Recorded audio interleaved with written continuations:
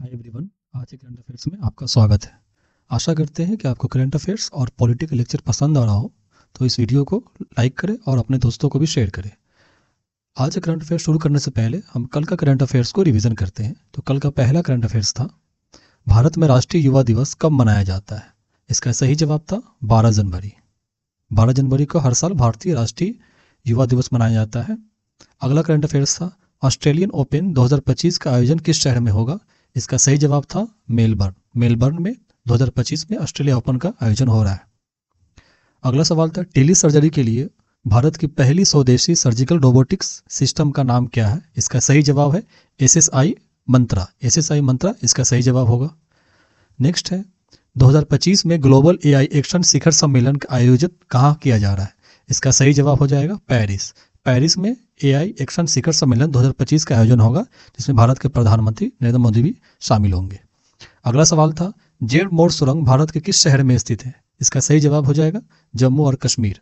जम्मू और कश्मीर में जेड मोड़ सुरंग का स्थापना की गई है। अगला सवाल है, निम्नलिखित में से कौन सी शहर दक्षिण भारत की पहली संक्रामक रोग अनुसंधान और निदान प्रयोगशाला का स्थापना किया गया है। इसका सही जवाब हो जाएगा बेंगलोर मेडिकल कॉलेज एंड अनुसंधान संस्था बेंगलोर में। इसका सही जवाब हो जाएगा बेंगलोर।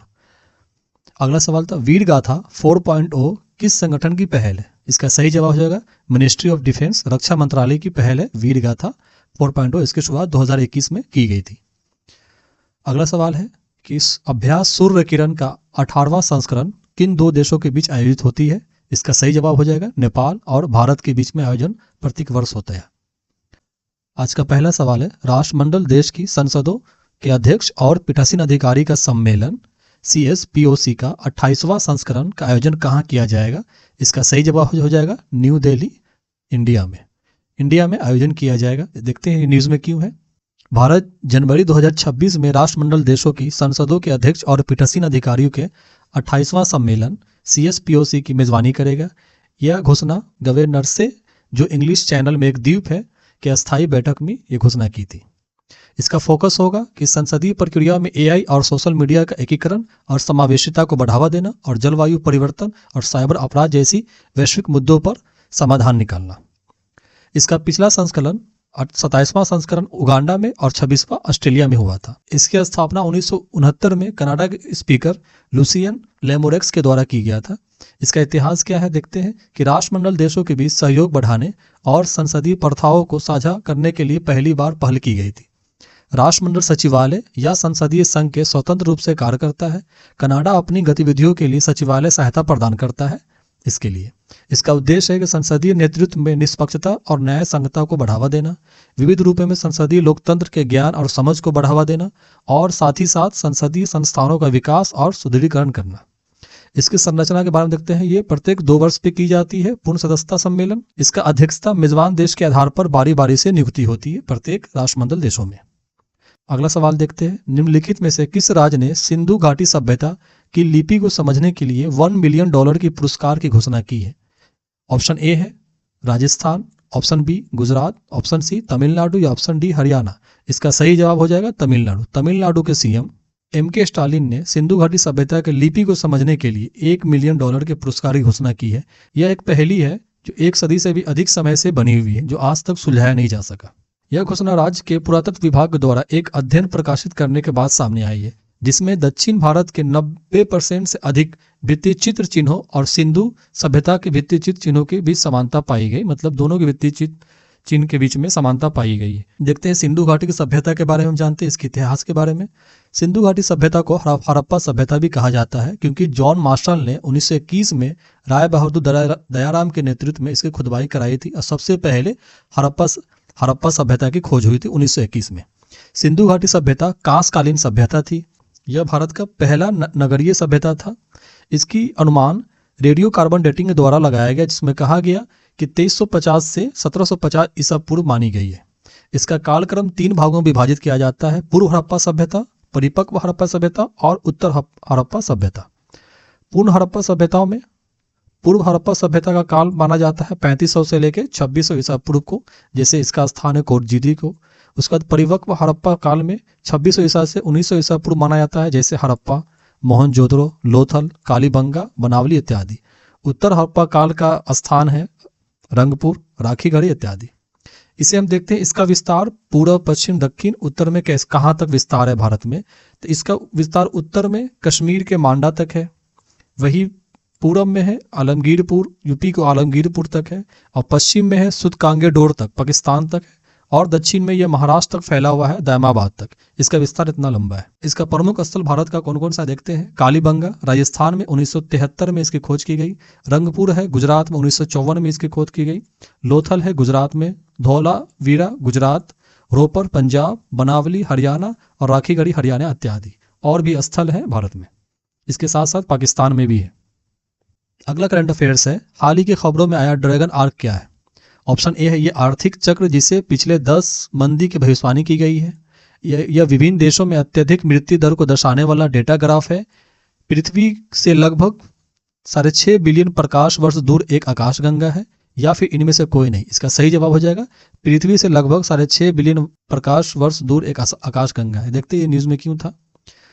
यूनाइटेड किंगडम के डरहम विश्वविद्यालय के भौतिक शास्त्रियों का एक समूह ने 44 से अधिक अज्ञात तारों की पहचान की है जो आकाशगंगाओं के समूह के पीछे छुपे हुए हैं।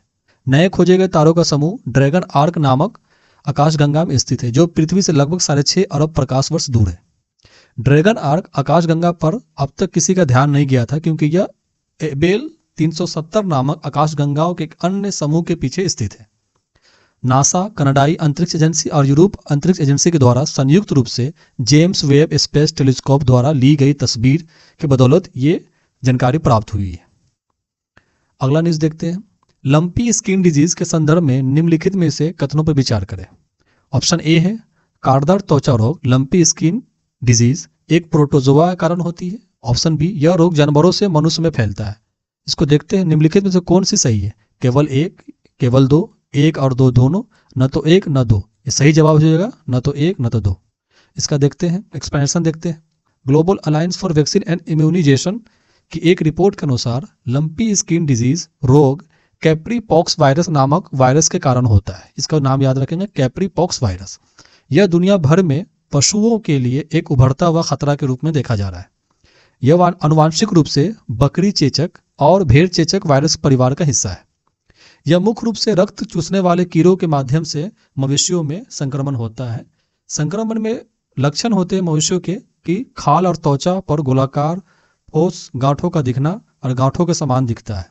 वजन तुरंत कम होने लगती है, बुखार, मुंह में घाव, दूध की क्षमता में कमी आ जाती है इत्यादि इसकी पहचान है लंपी पॉक्स वायरस की। यह रोग अधिकांश अफ्रीकी देशों में स्थानिक रहा, लेकिन 2012 में यह मध्य पूर्व, दक्षिण पूर्व यूरोप, पश्चिमी और मध्य एशिया में तेजी से फैला। 2022 में त्रिपुरा में लंपी स्किन डिजीज से लगभग 126 मवेशियों की मौत हो चुकी थी भारत में। जबकि वायरस यह मनुष्य में नहीं फैलता है। अगर कोई जानवर संक्रमित है और अगर मनुष्य उससे दूध उपयोग कर रहा है तो उस दूध को उबालने या पाश्चीकरण के बाद मानव उपयोग कर सकता है क्योंकि उसमें वायरस मर जाती है। अगला न्यूज देखते हैं। माउंट ईबू कहाँ स्थित है। माउंट ईबू कहाँ स्थित है। जावा इंडोनेशिया में, उत्तरी मालुकी इंडोनेशिया, बाली इंडोनेशिया या सुमत्रा इंडोनेशिया। इसका सही जवाब हो जाएगा नॉर्थ मालुकी इंडोनेशिया में है माउंट ईबू। ये न्यूज में क्यों था चलिए देखते हैं। हाल ही में इंडोनेशिया के उत्तरी मालुकी में स्थित माउंट ईबू में विस्फोट हुआ जिससे राख के बादल लगभग 3 किलोमीटर ऊंचाई तक पहुंच गया था। यह विस्फोट इस क्षेत्र में ज्वालामुखी गतिविधि में एक बड़े पैटर्न का हिस्सा के रूप में देखा गया। माउंट ईबू इंडोनेशिया की सबसे सक्रिय ज्वालामुखी में से एक है जिसमें अकेले 2023 में 21,100 विस्फोट दर्ज किए गए। इतनी ज्यादा यहाँ पे विस्फोट हुआ है माउंट ईबू में, ज्वालामुखी विस्फोट। इंडोनेशिया प्रशांत महासागर के रिंग ऑफ फायर पर स्थित है जो एक वैश्विक स्तर पर सबसे अधिक सक्रिय ज्वालामुखी क्षेत्रों में से एक है। देश में केवल 127 सक्रिय ज्वालामुखी, केवल इंडोनेशिया में 127 सक्रिय ज्वालामुखी है। रिंग ऑफ फायर के बारे में जानते हैं कि रिंग ऑफ फायर क्या है। रिंग ऑफ फायर जिसे सर्कम पैसिफिक बेल्ट भी कहा जाता है, प्रशांत महासागर में एक घोड़े के नाल के आकार जैसे देख रहे हैं यहाँ पे, ये है रिंग ऑफ फायर। ये घोड़े के नाल के आकार के ये पूरा क्षेत्र रिंग ऑफ फायर, ये पूरा क्षेत्र रिंग ऑफ फायर है जिसमें दक्षिण अमेरिका, उत्तरी America, Russia, Japan, Philippines, Indonesia और ऑस्ट्रेलिया के पूर्वी भाग में जितना भी है पैसिफिक में यहाँ तक है ये इंडोनेशिया। हिंद महासागर के से भी यहाँ तक आता है इंडोनेशिया तक। यह प्लेट टेक्टोनिक के कारण होता है जहाँ विशाल प्रशांत प्लेट आसपास की कम घनत्व वाली टेक्टोनिक प्लेट के साथ संपर्क करते हैं और इस तरह से भूकंप या फिर ज्वालामुखी विस्फोट होता है। पृथ्वी के अधिकांश ज्वालामुखी विस्फोट और भूकंप रिंग ऑफ फायर में ही होता है। दूसरा सबसे सक्रिय क्षेत्र है अल्पाइड बेल्ट, ये इसे याद रखेंगे। सबसे पैसिफिक के बाद सबसे ज्यादा सक्रिय है भूकंप का ये अल्पाइड बेल्ट है, जो भूमध्य सागर से लेकर तुर्की, ईरान, उत्तरी भारत तक फैला हुआ है, जो वैश्विक भूकंप में 5 से 6% की हिस्सेदारी है इसकी। यह प्रशांत प्लेट, जुआन डी फूका प्लेट, कोकोस प्लेट, भारतीय ऑस्ट्रेलियाई प्लेट, नाजका प्लेट, उत्तरी अमेरिका प्लेट और फिलीपीन प्लेट जैसी टेक्टोनिक प्लेटों की सीमाओं को चिन्हित करता है। तो दोस्तों आज के लिए बस इतना ही। तब तक के लिए stay focus and keep learning. Thank you and take care.